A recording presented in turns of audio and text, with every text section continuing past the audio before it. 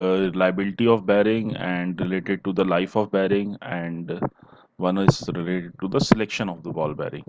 Now, today we will see the numerical in which we can see that if a bearing is working for the different types of loads, it is having variable loads and having the variable speeds, variable radial loads, variable axial loads with the variable correction factors.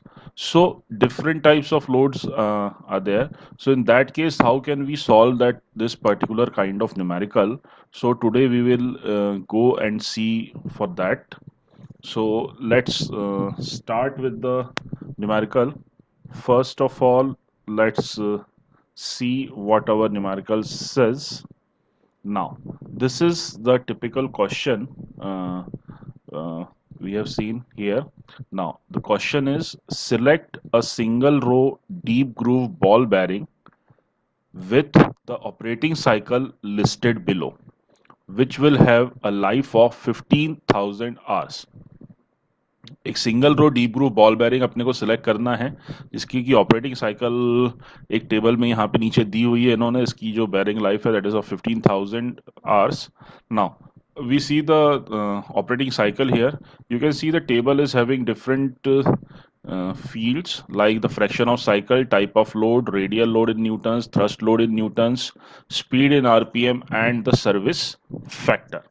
So let's see what they have given. This is first 1 by 10 cycle. The bearing goes for the heavy shocks with the radial load of 2000 Newton, thrust load of 1200 Newtons, and the speed of 400 RPM with service factor 3.0. Next 1 by 10 fraction of cycle, light having bearing having light shocks with 1500 Newtons radial load, 1000 Newtons thrust load, speed of 500 RPMs, and service factor of 1.5. Now, for the next 1 by 5 fraction of cycle, it bearing undergoes to the moderate shocks with 1000 newtons of radial load, 1500 newtons of thrust load, and 600 rpm of speed. The service factor for this particular cycle is 2.0. Now the last fraction of cycle is 3.5, where the bearing goes under no shocks, then having the radial load of 1200 newton, thrust load of 2000 newtons, and speed of 800 rpm. The service factor is here 1.0. Now assume that radial and axial loads to be 1.0 and 1.5 respectively, and inner race rotates. So student, this is the question. यहाँ पे अपने को question में एक bearing की life cycle के अलग अलग फ्रैक्शंस के लिए उसमें अलग अलग लगने वाले लोड्स का पूरा डिस्क्रिप्शन दिया हुआ है. ठीक है, इस डिस्क्रिप्शन के बेसिस के ऊपर अपने को single row deep groove ball bearing का सिलेक्शन करना है. अब single row deep groove ball bearing के सिलेक्शन के लिए अपने को पहले उसकी लोड रेटिंग निकालनी पड़ेगी, डायनामिक लोड रेटिंग निकालनी पड़ेगी, उसके बेसिस के ऊपर अपन बेयरिंग का सिलेक्शन करते हैं. So let's start. सबसे पहले अपन देख लेते हैं क्या क्या दिया है उसने. सबसे पहले लाइफ इन आवर्स दी हुई है बेयरिंग की, दैट इज 15,000 आवर्स की लाइफ दी है बेयरिंग की. ये देखिए, ये बेयरिंग की लाइफ दी है यहाँ पे 15,000 hours, here it is mentioned यहाँ पे. ठीक है, देन बेयरिंग के ऊपर डिफरेंट टाइप के लोड्स जो लग रहे हैं, डिफरेंट टाइप के लोड्स वो सारे इसने यहाँ पे दिए हैं. फॉर देख, first radial load W R one is 2000, this one. First axial load that is thrust load is 1200, this one. For these two loads there is a speed of 400 rpm, so n1 becomes 400 and service factor is 3.0, so ks1 becomes 3.0. ठीक है, तो इसी type से अपन लोग सारे loads को यहाँ पे गिवन में लिखेंगे. So W R one is equal to 2000 newtons, W A one is equal to 1200 newtons, N one is equal to 400 RPM and K S one is equal to 3.0. Similarly W R two is equal to 1500 newtons, W A two is equal to 1000 newtons, N two is equal to 500 newtons and ks2 is 1.5. Then wr3 is equal to 1000, wa3 is equal to 1500, n3 is equal to 1600 and ks3 is equal to 2.0, and wr4 is equal to 1200, wa4 is equal to 2000, n4 is equal to 800 and ks4 is equal to 1.0. Now these are the values of x and y, the radial load factor and axial load factor. So x is equal to 1.0 and y is equal to 1.5. Now students, these are the fraction of cycles. ये जो दिया है मेरे पास, ये मेरा एक particular fraction of cycle है ना। अगर मैं इनका टोटल सम करता हूं तो मेरे को 1 मिल जाना चाहिए, 1 मिलेगा, है ना। 1/10 plus 1/10, this is 2/10, that means 1/5, 1/5 plus 1/5, 2/5, 2/5 plus 3/5, total 5/5, 5/5 मतलब 1। तो ये कंप्लीट साइकिल के इनके चार इसमें इन्होंने फ्रैक्शंस दिए हुए हैं। अब इन फ्रैक्शंस के बेसिस के ऊपर अपने को अलग अलग रूट निकालने पड़ेंगे, ठीक है। इन फ्रैक्शंस के बेसिस पे मेरे को डायनामिक लोड रेटिंग निकालनी पड़ेगी। सो पहले अपन देखते हैं कि डायनामिक बेसिक इक्विवेलेंट लोड कितना आएगा। So we know that the basic dynamic equivalent load considering the service factor भी मैंने साथ में कंसिडर कर लिया है, is given by W is equal to X W R, X V W R plus Y W है। ये मेरा बेसिक इक्वलेंट डायनामिक लोड है, बेसिक डायनामिक इक्वलेंट लोड है ये वाला, X V W R plus Y W A, and K S is the service factor. तो इससे मेरे को ये यहाँ पे डायरेक्ट मेरे को मिल जाएगा, डब्ल्यू जो है वो मेरा डिजाइन डायनामिक इक्वलेंट लोड मिल जाएगा मेरे को, ठीक है। ये जो W है मेरा, ये डिजाइन डायनामिक इक्विवेलेंट लोड है, क्योंकि मैंने KS डायरेक्टली मल्टीप्लाई कर दिया। अब देखो x की और y की value, x is equal to 1 दिया है मेरे को, y इज इक्वल टू 1.5 दिया हुआ है, ठीक है। x और y की वैल्यू दी हुई है। अब बात आती है v की। अपन लोगों ने जब रोटेशनल फैक्टर v के बारे में पढ़ा था, तो रोटेशनल फैक्टर v का जो था कि अगर इनर रेस रोटेटिंग कर रहा है, रोटेटिंग इनर रेस है, then deep groove ball bearing के लिए इसकी वैल्यू 1 होती है। अपन ने यही लिखा है यहाँ पे, the rotational factor v for deep groove ball bearing with rotating inner race is 1। अगर अपन x की, y की और ks और v की वैल्यू अगर यहाँ पे लिख देते हैं, तो जो इक्वेशन नंबर 1 है वो मेरे को कैसे मिल जाएगी, w is equal to W R. देखो x की वैल्यू 1 है, y की वैल्यू 1 है, तो x और y 1 हो गया, तो यहाँ पे सिर्फ बचा W R plus Y W है, y की वैल्यू 1.5 है, तो 1.5 W A into K S. ये मेरी एक जनरलाइज इक्वेशन हो गई इस पर्टिकुलर क्वेश्चन के लिए, कि आपने बेसिक डायनामिक इक्विवेलेंट लोड के लिए। अब मेरे पास जितने भी टाइप के रेडियल लोड्स हैं, जितने भी टाइप के एक्सियल लोड्स हैं, इन सबको सब्सटीट्यूट करके अपन डिफरेंट फ्रैक्शन ऑफ साइकिल्स के लिए basic dynamic equivalent load find out कर लेंगे, ठीक है। हर एक फ्रैक्शन के लिए, फॉर एग्जांपल नहीं, अपन स्टार्ट ही कर रहे हैं इसको now. Substituting the value of W R and W A and K S for different operating cycles. अब डिफरेंट ऑपरेटिंग साइकिल्स के लिए अपन अगर बात करें, W1 will be equal to WR1 plus 1.5 WA1 into KS1। WR1 था मेरा 2000 into 1.5 into 1200 into 3, सो इसको मैं मल्टीप्लाई किया तो I got 11400 newtons. Similarly W2 is equal to WR2 plus 1.5 into WA2 into KS2, so WR2 है 1500 into 1.5 plus 1.5 into 1000, WA2 1000 है, into KS2 1.5 है। सो इसको सॉल्व करेंगे तो अपने को मिलेगा 4500 newtons. Similarly W3 is equal to WR3 plus 1.5 WA3 into KS3, 1000 WR3 की वैल्यू है, 1500 WA3 की वैल्यू है, तो 1000 प्लस 1.5 इंटू 1500 इंटू 2 जो है वो KS3 की वैल्यू है। इसको सॉल्व करेंगे तो अपने को मिलेगा 6500 newtons. And W4 is equal to WR4 plus 1.5 WA4 into KS4। So WR4 की वैल्यू है 1200, 1.5 इंटू WA4 की वैल्यू है 2000 इंटू KS4 की वैल्यू है 1। तो इसको जब वर्कआउट करेंगे तो we will get the 4200 newtons. So मेरे पास डिफरेंट साइकिल्स के डिफरेंट फ्रैक्शंस की बेसिक डायनामिक इक्विवेलेंट लोड मेरे को मिल गया है सबका। सो W1 जो मिला है मेरे को 11400 मिला है, W2 4500 न्यूटन्स मिला है, W3 6500 न्यूटन्स मिला है, W4 जो है 4200 न्यूटन्स है। तो यहाँ पे अपन ने अलग अलग साइकिल्स की बेसिक डायनामिक इक्विवेलेंट लोड अपन ने अलग अलग फ्रैक्शंस के लिए निकाल लिया। Now we know that the life of bearing in revolutions, bearing की जो रेवोल्यूशंस में लाइफ है, that is L is equal to 60 into N into LH, ठीक है। 60 where N is the RPM. अब यहाँ पे जो अपने पास है वो आरपीएम अलग अलग फ्रैक्शन के लिए अलग अलग है, तो मेरे को हर फ्रैक्शन से रिलेटेड लाइफ निकालनी पड़ेगी यहाँ पे। ठीक है, तो हर फ्रैक्शन से रिलेटेड लाइफ निकालने के लिए मैंने लाइफ का एक जनरलाइज फॉर्मूला बना दिया है। L is equal to 60 × n × LH। 60 × n, LH है मेरा 15,000।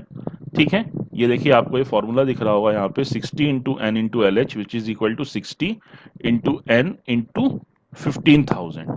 ठीक है, तो 60 × 15,000 मैंने किया, तो यहाँ पे जो मेरे को वर्कआउट जो मिला मेरे को value, that is 0.9 × 10⁶ Newton's revolution, Newton's नहीं सॉरी, एन रिवोल्यूशंस। एन ये मेरा आरपीएम है, न्यूटन नहीं है, ध्यान रखना, ये कैपिटल एन आरपीएम वाला है। ठीक है, तो ये मेरा एक जनरलाइज फार्मूला बन गया। अब इस फार्मूले के बेसिस के ऊपर मैं हर एक फ्रैक्शन के लिए लाइफ निकाल लूंगा। So therefore life of bearing by 1/10 of cycle, सबसे पहला जो फ्रैक्शन था 1/10, उसके लिए लाइफ निकालेंगे अपन। L1 is equal to 1/10 of 0.9 × 10⁶ n1।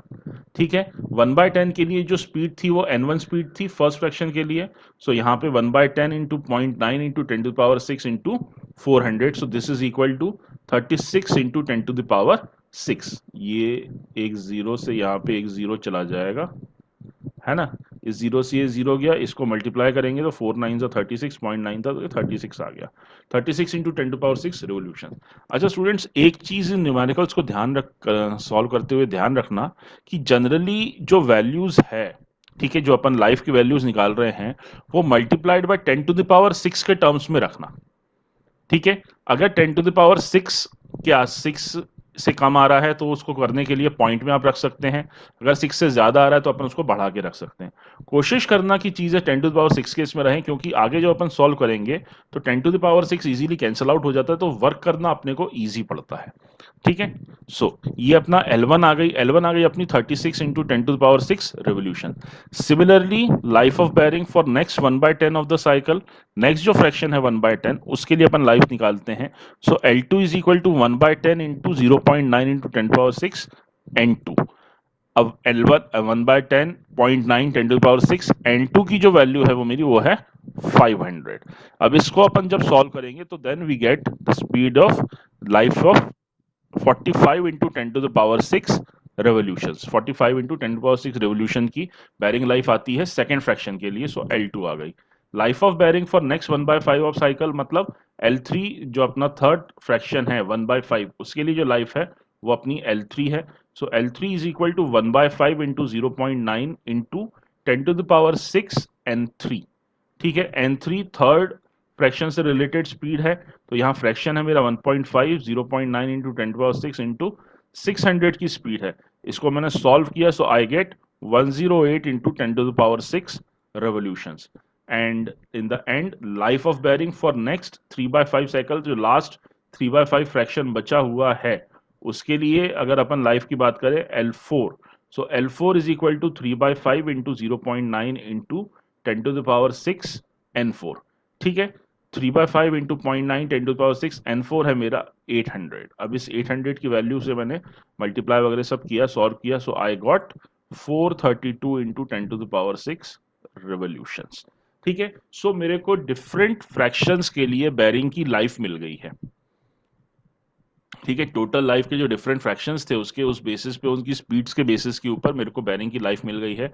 So L1 is 36 × 10⁶ revolutions, L2 is 45 × 10⁶ revolutions, L3 is equal to 108 × 10⁶ revolution, and L4 is equal to 432 × 10⁶ revolutions. ठीक है, ये अपनी डिफरेंट रेवोल्यूशंस आ गई हैं डिफरेंट लाइफ साइकिल के लिए। रेवोल्यूशंस मेरे को यहाँ पे मिल गई है डिफरेंट लाइफ के लिए।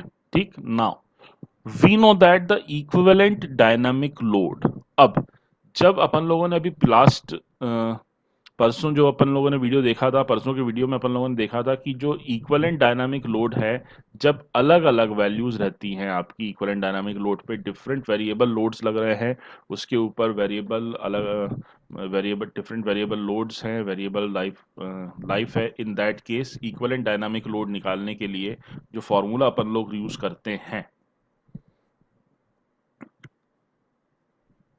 ठीक है, so equivalent dynamic load W is equal to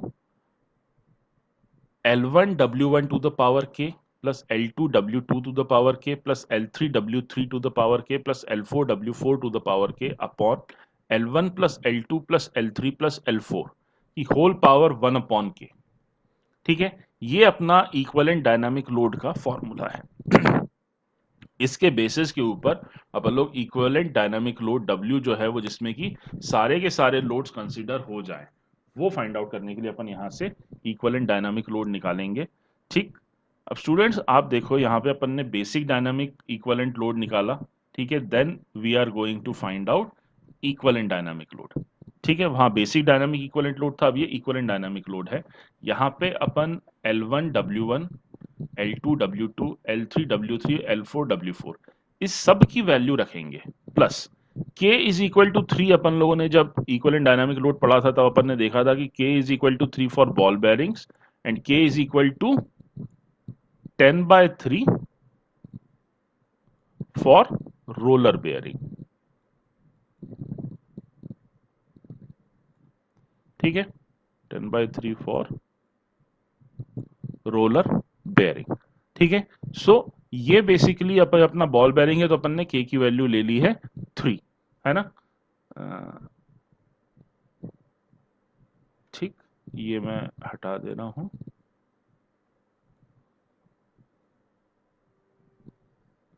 ठीक है ना, सो अब अपन यहाँ पे सारी वैल्यूज रख देते हैं। नाउ L1 की वैल्यू थी 36 इंटू 10⁻6, W1 था 111400 की डबल जीरो, तो इसका क्यूब कर दिया अपन ने K की जगह 3।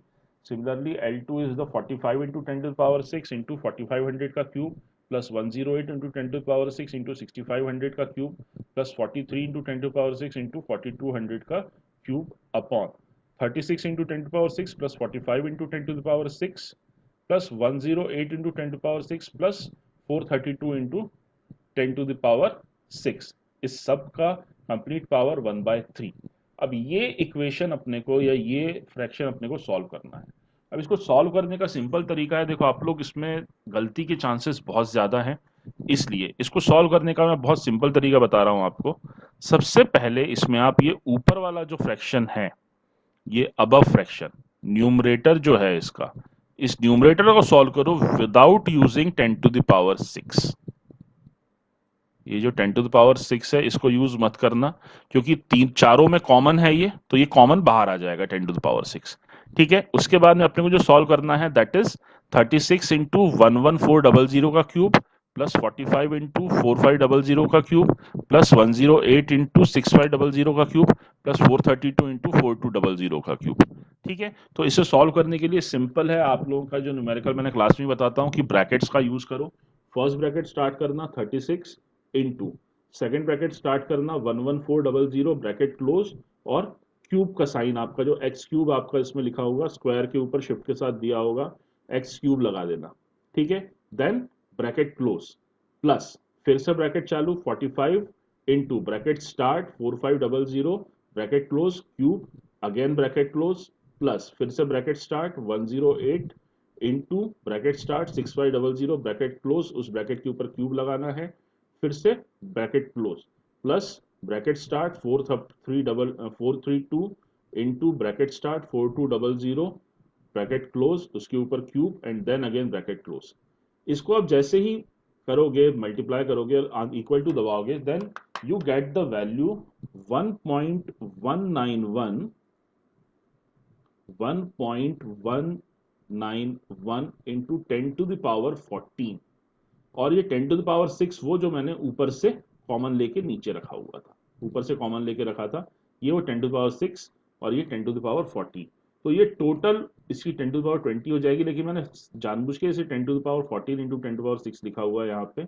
अब देखो नीचे का जब मैं सम करूंगा तो इसमें भी 10⁻6 कॉमन है सब में, तो 10⁻6 बाहर रहने दो, सिर्फ सम करना है अपने को 36 प्लस 45 प्लस 108 प्लस 432, इसका जो सम निकलेगा दैट विल बी 621 इंटू 10⁻6, क्योंकि 10⁻6 कॉमन है सब में। अब देखो मैं आपसे क्यों बोल रहा था कि सारी चीजें 10⁻6 के फ्रैक्शन में रखना, उससे क्या एडवांटेज मिलेगा, वो ये कि अब देखो यहाँ 10⁻6 से 10⁻6 सीधे कैंसिल आउट हो गया, 10⁻6 से 10⁻6 किया। अब 1.191 इंटू 10⁻14 डिवाइडेड बाय 621, तो जब मैं ये करूंगा तो मेरे को मिलेगा 1.917 इंटू 10⁻11। इसका मैं निकालूंगा क्यूब रूट, 1/3 है ना, तो इसका मैं निकालूंगा क्यूब रूट, तो I will get the value 55766.8 newton. ठीक है, तो ये मेरे को हो गया मेरा equivalent dynamic load. This thing begins to मेरा इक्विवेलेंट डायनामिक लोड, ये मेरे को यहां पे मिल गया है ना। अब इस इक्विवेलेंट डायनामिक लोड ये मैंने यहां पे निकाल लिया। अब I know that L1 is equal to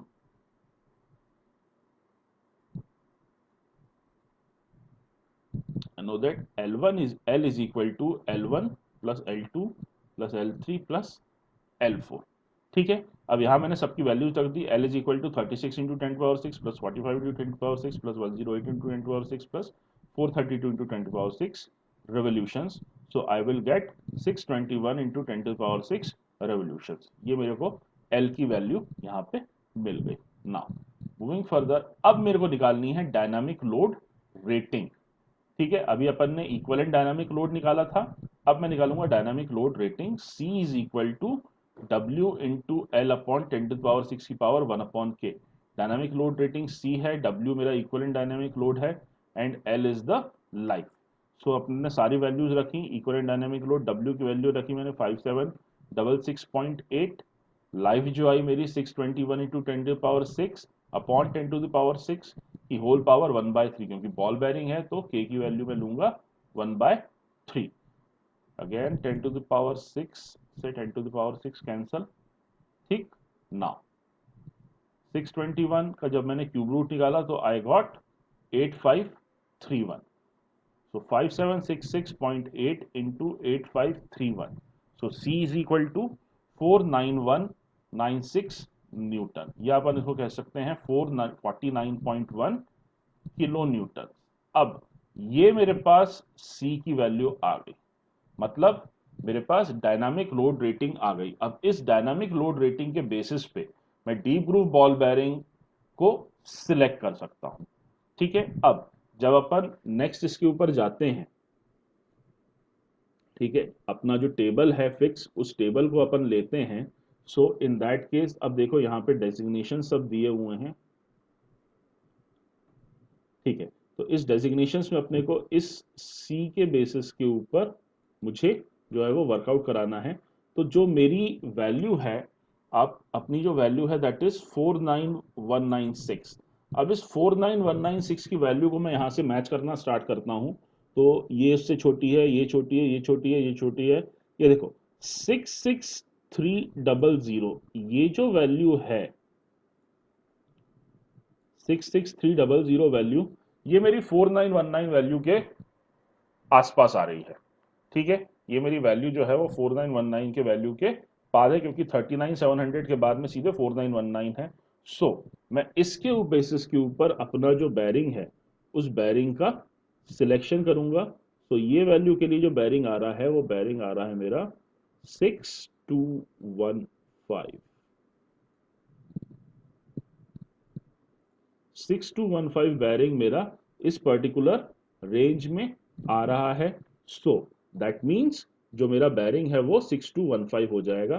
सो लिखा है मैंने यहाँ पे, from PSG design data book for deep groove ball bearing we can select bearing number 6215 having C is equal to 6630 Newton may be selected. So this one is our answer for the numerical।